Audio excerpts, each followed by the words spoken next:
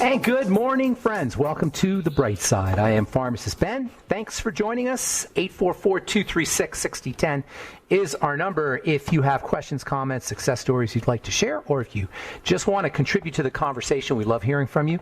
844-236-6010 is our number. We'll get your calls in our next segment. We've got a guest coming up at the bottom of the hour. Peter Bedard is going to talk to us about Convergence Healing. His website is peterbedard.com. Actually, I should check that. I think it's peterbedard.com, B-E-D-A-R-D. And we'll talk to Peter about Peter's a hypnotherapist. We'll talk to him about Convergence Healing. Actually, his website is convergencehealing.com. And his book is Healing Pain with Energetic Love. We'll talk to Peter Bedard at the bottom of the hour. We'll get your calls next segment. If you want to purchase longevity products, go to brightsideben.com, pharmacistben.com, or criticalhealthnews.com, or even better, if you want to sign up to join the Brightside Ben team, click on the Join the Team link at brightsideben.com, pharmacistben.com, or criticalhealthnews.com. You can also call 866-735-2470, 866-735-2470 if you would like to speak to a real live human being about ordering products or about signing up to join the Brightside Ben team. 866-735-2470. All right, our number today, 844-236-6010. Our number every day on the Bright Side, 844-236-6010. We'll get your calls in our next segment. Peter Bedard, hypnotherapist and author of the book Healing Pain with Energetic Love, will be with us at the bottom of the hour.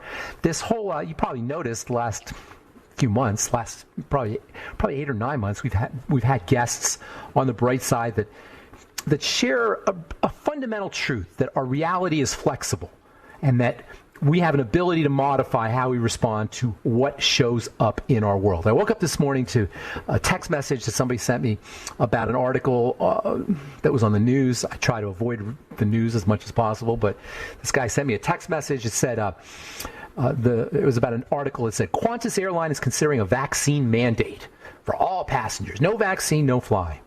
I've seen this coming. You know, it was no shock to me. That's why he sent me this text.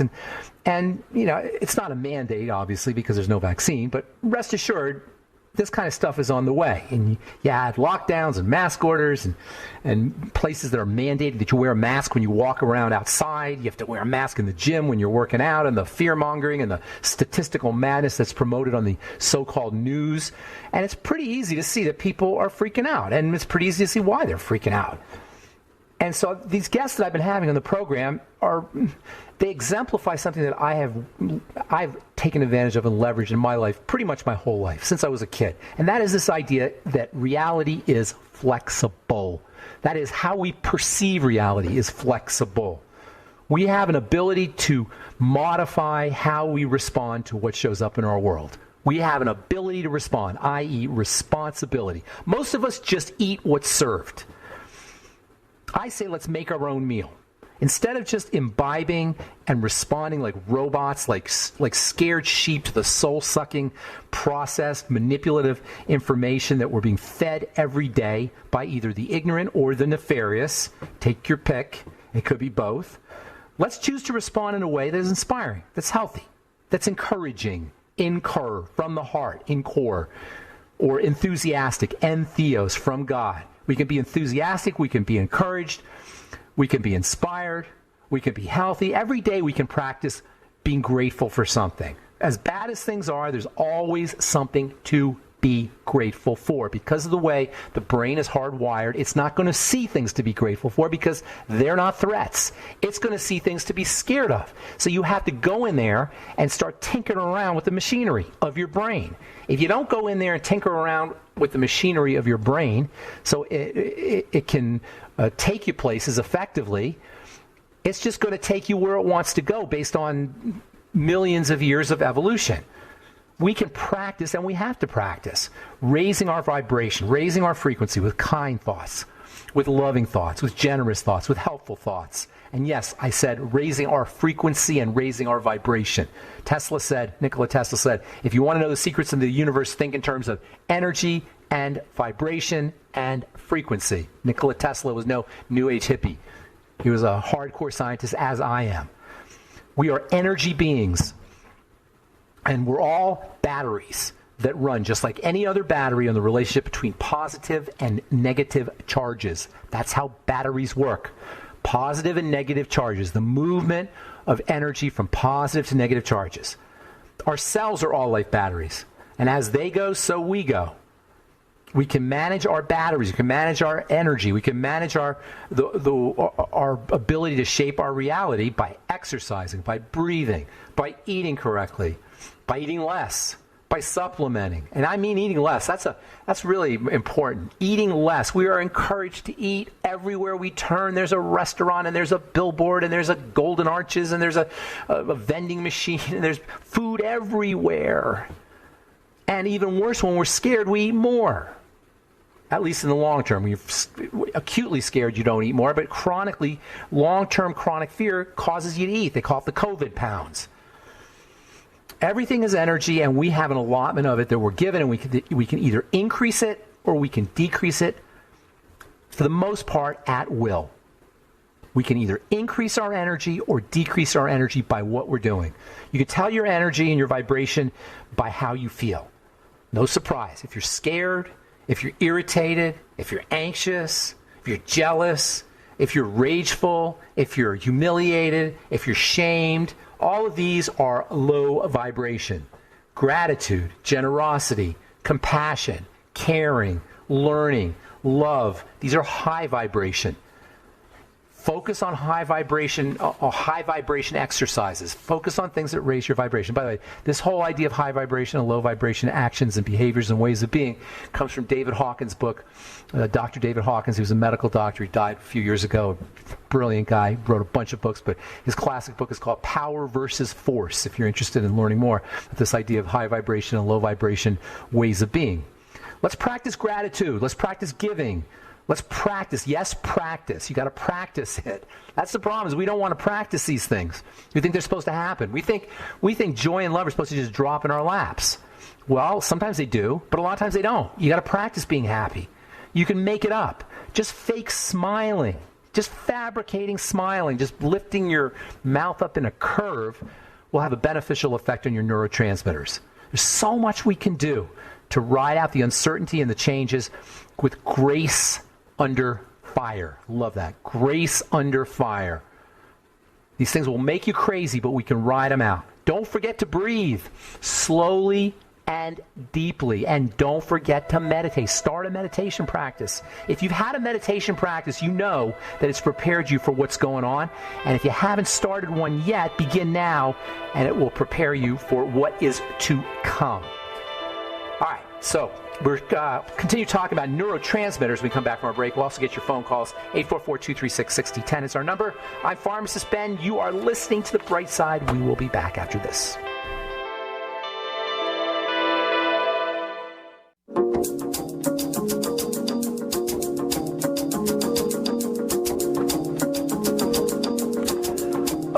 Back on The Bright Side. 844-236-6010 is our number. We're going to talk to Peter Bedard, hypnotherapist and alternative health expert in our next segment. His website is convergencehealing.com, and we are going to talk about Convergence Healing. His book, we'll also talk about his book, Healing Pain with Energetic Love. Peter Bedard coming up at the bottom of the hour. We'll get your calls here in just a minute. I'll continue talking about neurotransmitters on our next Bright Side episode. I got this article I thought was kind of interesting. British Prime Minister Boris Johnson advocates micronutrient supplementation to alleviate coronavirus. Boris Johnson, head of government for one of the leading pharmaceutical exporting agents, yes, the UK is a major pharmaceutical exporting nation, has said that in light of the coronavirus pandemic, he wants to follow the example of Scotland and consider making vitamin D available free to millions of elderly and vulnerable people in the UK. Now, keep in mind, using vitamin D is okay, and the sun is the best way to get your vitamin D, but there's a heck of a lot more to using nutritional supplements for the immune system than just taking vitamin D. All the mighty 90 essential nutrients are important for the immune system. And I would present to you that we would not have this crazy health crisis going on if we were all taking care of our nutrition and supplementing and eating correctly. There's a this past weekend, or maybe late last week, an In-N-Out burger restaurant opened up in Colorado, and there were people waiting in line for 14 hours. Yes, 14 hours to get their In-N-Out burger. There were fights. Somebody videotaped this fight two people had because somebody cut in front of them to get the In-N-Out burger. This is the craziness. We all want to wear masks. We all have vaccines, or most people do. But they want to eat the In-N-Out burgers. This is craziness, people. We have so much control over how our bodies respond to the world, just like we have so much control over how our minds and our spirits and our emotions respond to the world, and we're just leaving good health on the table. It's not about masks. It's not about vaccines. It's about eating correctly. It's about supplementing. It's about breathing. It's about relaxing, and it's about raising your frequency and vibration. All right, Peter Bedard coming up at the bottom of the hour. We'll get your phone calls, 844-236-6010. Let's say good morning to Elaine in Alaska. Good morning, Elaine. What's going on? Hey, good morning. I just want to say I'm grateful for you and how much you've helped me with my lupus and my skin issues. Thank you. So thank you for what you do. That means a lot to me. I appreciate that. Thank you. Yeah. I'm glad you're doing well. So what's going on? Yeah. So I'm doing well, but okay, let's just say like worst case scenario, if, God forbid you got these symptoms or I got these symptoms, but if you were dealing with someone started getting these like COVID-type real acute respiratory symptoms, what would you do? Like they couldn't breathe at all? Or they were having problems breathing? Like would describe? Yeah. Like, if this happened to you, what would you do for yourself? I would avoid a hospital at all costs, unless it had absolutely no option. It would be the very, very, very, very last resort to get medicalized or to go into a hospital. Very, very last resort. Now, I don't know if there's suffocating. You have to make a judgment call on it. But if you can tolerate it without it, I would avoid it.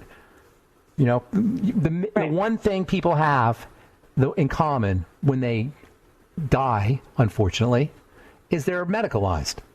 I'm not saying that medicalization kills people, although I don't know. Nursing homes, between nursing homes and medicalization, you have the major causes of death here. So I'm not saying, just hospitals they're not a sure thing. We think it's like they're like magic. And I'm not this is not about the people that work in hospitals. They're beautiful people.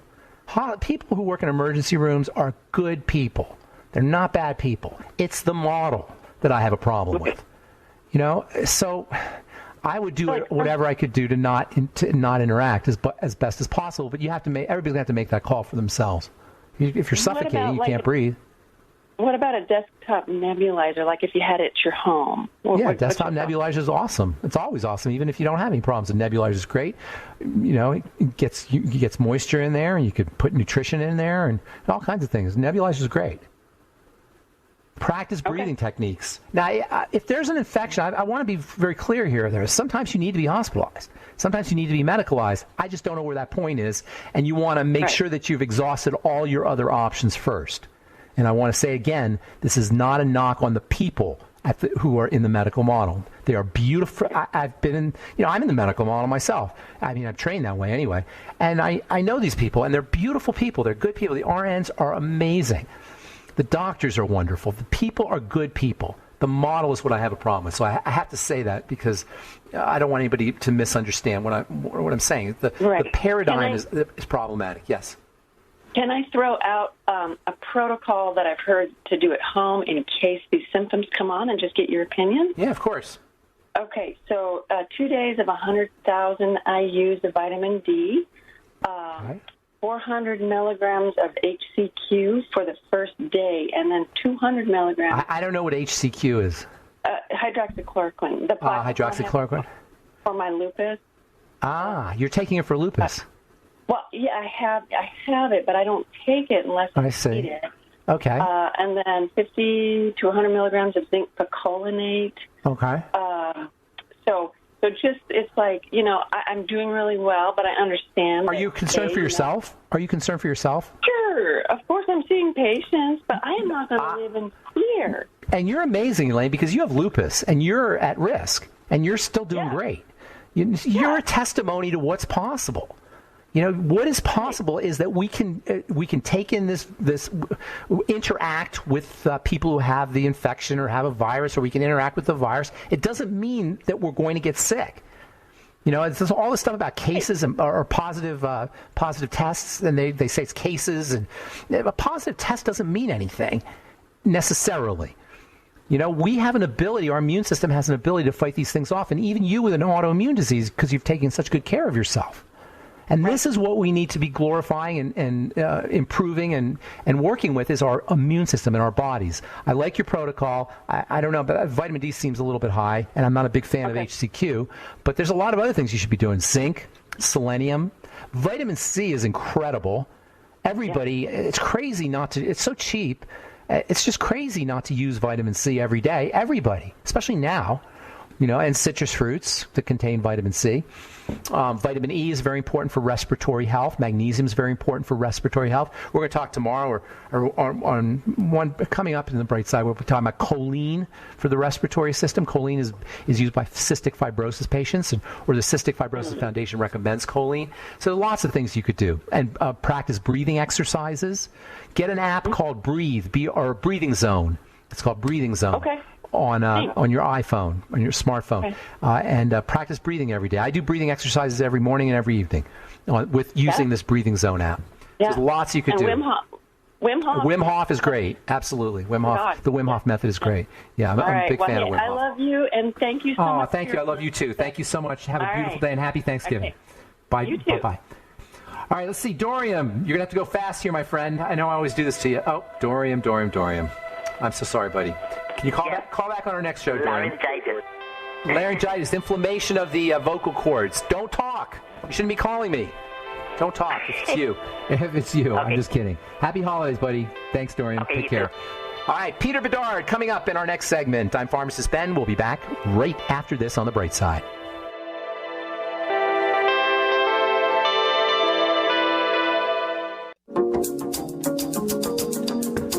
We are back on The Bright Side. I'm Pharmacist Ben. Thanks for joining us. We're on the air Monday through Friday, 8 to 9 Pacific and 10 to 11 Central Time, and 24/7 on the archive page at benfuchsarchives.com with a search engine. Thanks to Peter in the UK for that.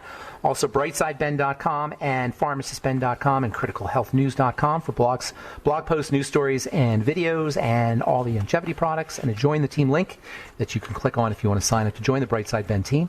And don't forget to take a look at our Truth Skin Health products at truthtreatments.com, all formulated in my compound in pharmacy for healing wounds, preventing scarring, dealing with skin health challenges like acne and psoriasis and eczema. All our Truth treatments are made without preservatives, fragrances, fillers, waxes, emulsifiers, water, silicone, vegetable oil. Just 100% active and functional ingredients, nothing your skin doesn't need or doesn't want, and thus our 1,400 plus 4- and 5-star reviews, which you can check out at truthreviewed.com.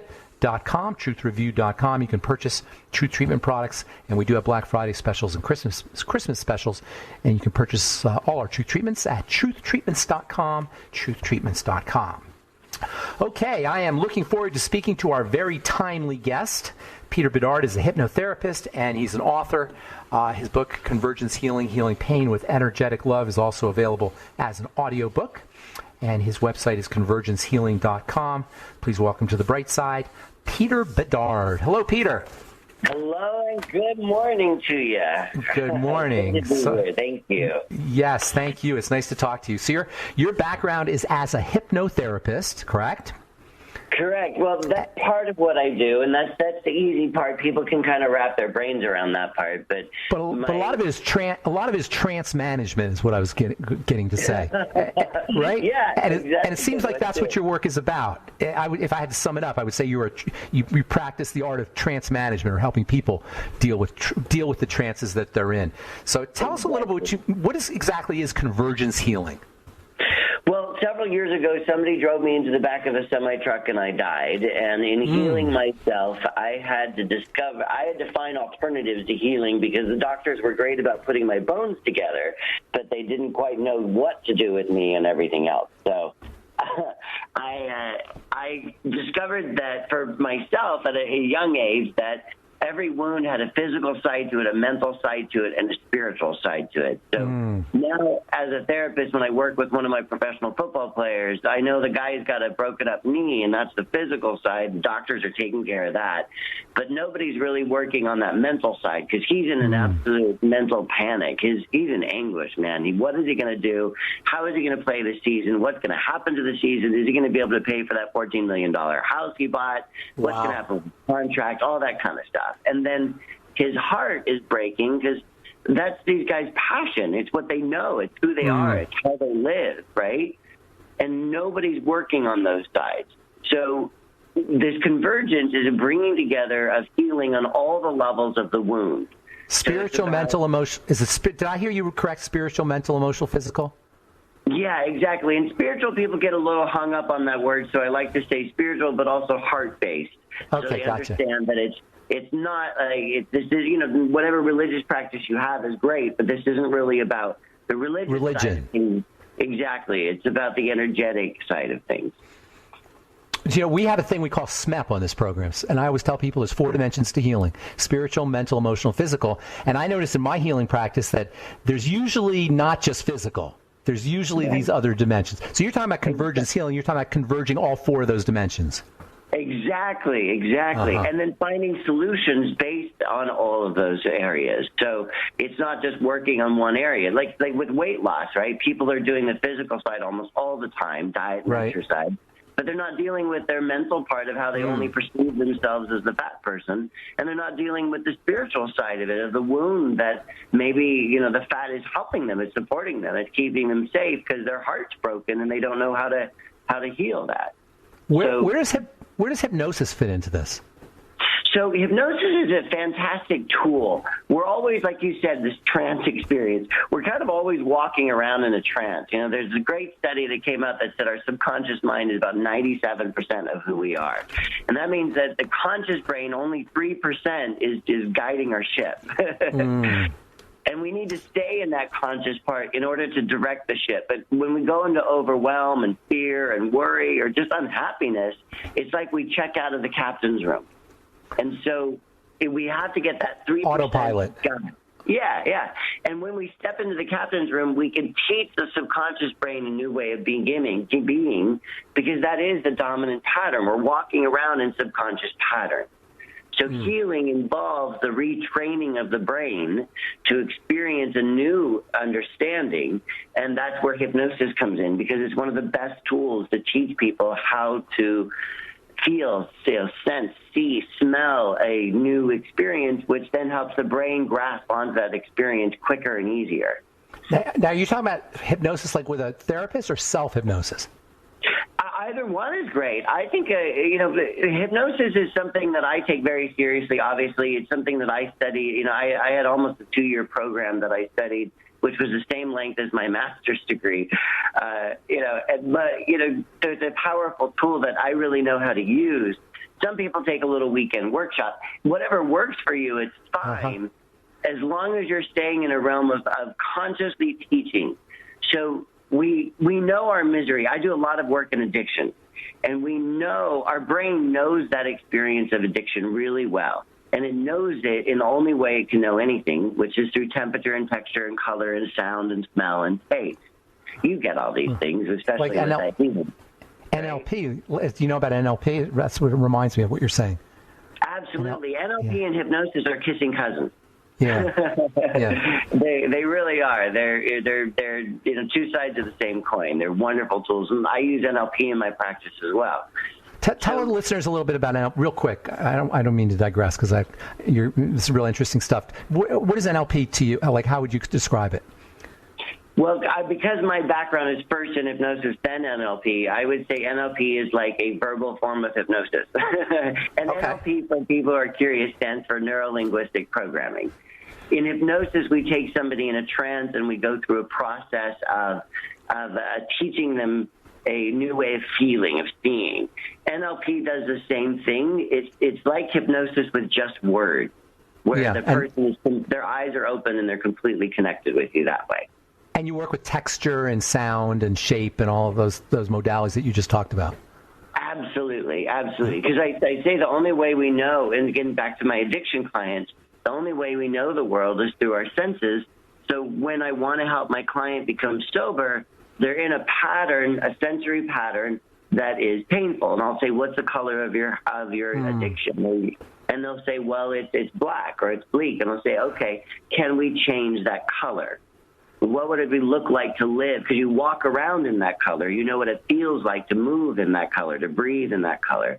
Is it possible for you to try another color on? And what would that feel like in that experience of that color? Let's say it's yellow. Do you need to go and have a drink right now? So, like sensory experiences, imagined sensory experiences can trigger addictive drives or can shut them down. Absolutely, yeah. Vice versa. They work in both ways. Vice versa. All right. So I want to talk about physical pain because that seems like it's a little trickier to deal with as opposed to emotional suffering and mental and even spiritual issues. When we come back from our break, we'll do that. We're talking to Peter Bedard. His book, Convergence Healing, Healing Pain with Energetic Love, website convergencehealing.com. More with Peter Bedard on the bright side right after this. Don't go away.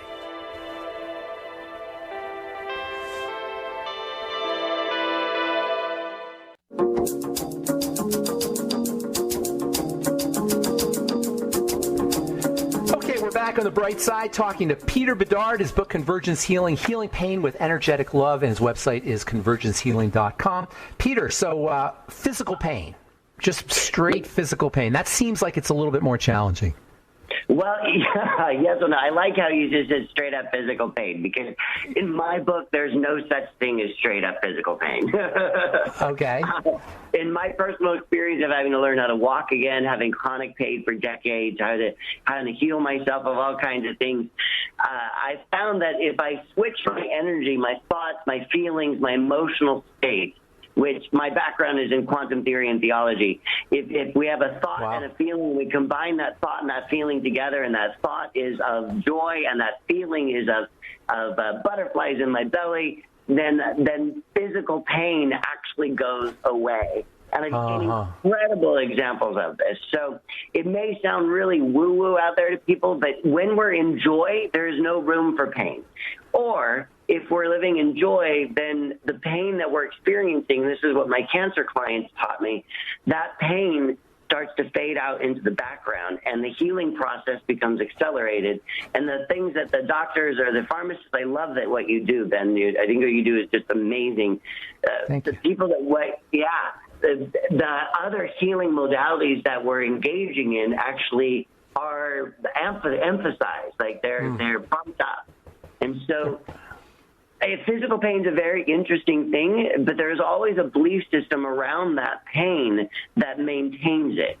Like, go ahead. Go ahead.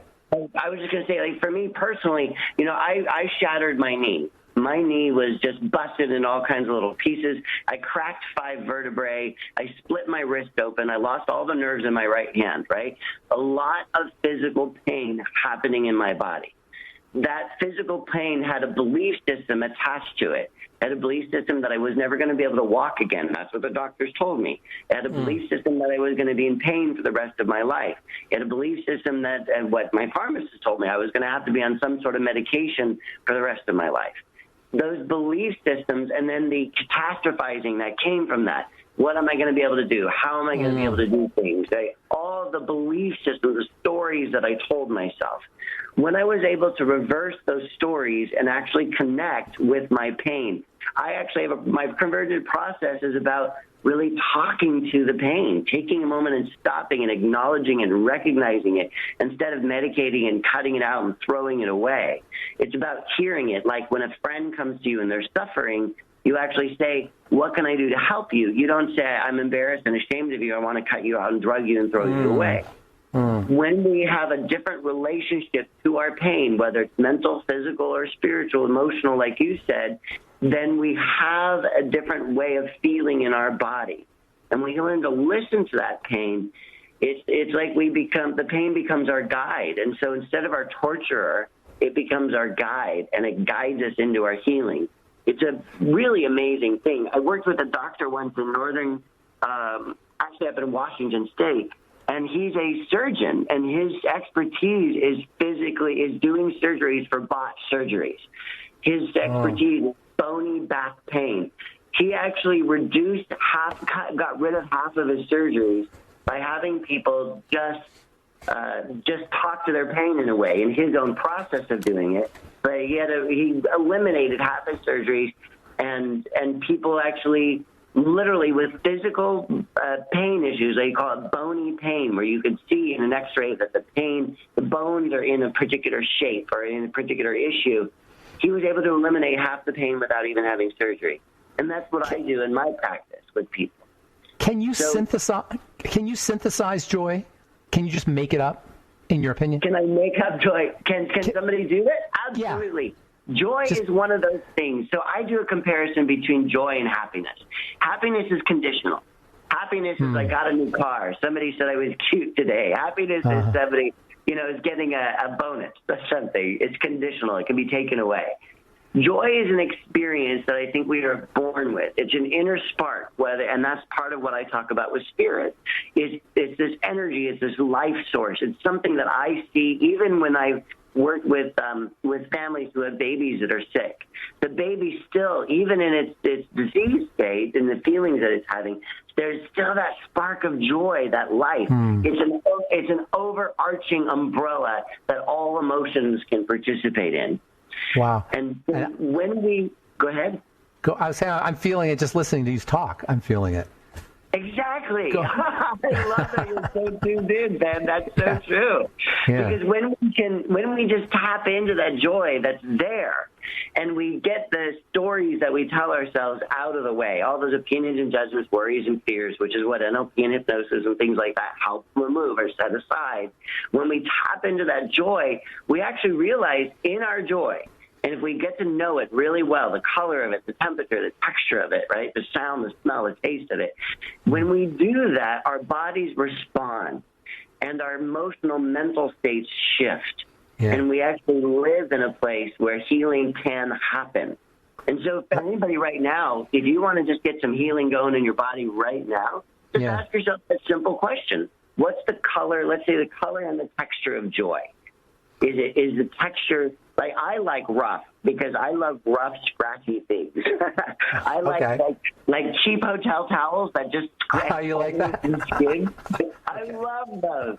Right? I love that. Just like, oh my gosh, scratch my back. That makes that feel so good, right? So what is your texture of joy? What is your color? And how can you engage in those two things today? That's awesome. I can pretty much guarantee you that if you engage in those two things, you're going to change the chemistry in your brain, you're going to change how your body feels, and your pain level will drop with those changes occurring. That's awesome. I can just tell, just listening to you speak, I can feel that. So today, these days, I would be totally remiss if we didn't bring in, the current health challenges and current crises that are going on. Give us some ideas for people who are freaking out. What can they do? Well, again, one of my big things is that pain is our greatest teacher. We can listen and get upset about the way it gets our attention because, pain will get your attention. And once it gets your attention, then you can learn the lesson. Most of us focus on the way it got our attention, and then we want to minimize that instead of listening to the pain itself. When I listened to my pain and stopped running away from it, that's when my healing started. Rumi says the cure for the pain is in the pain. One of my favorite quotes. Right? Go through the pain. Go through it.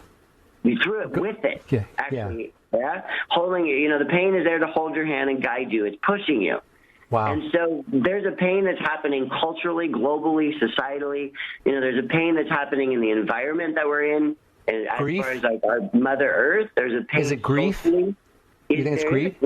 Absolutely. For some people who there is a grief, absolutely, a loss of the way it used to be. Right? Yeah. But there's pains happening on many levels. There's the personal pain of going through what we're in isolation and the resentment, that type of thing.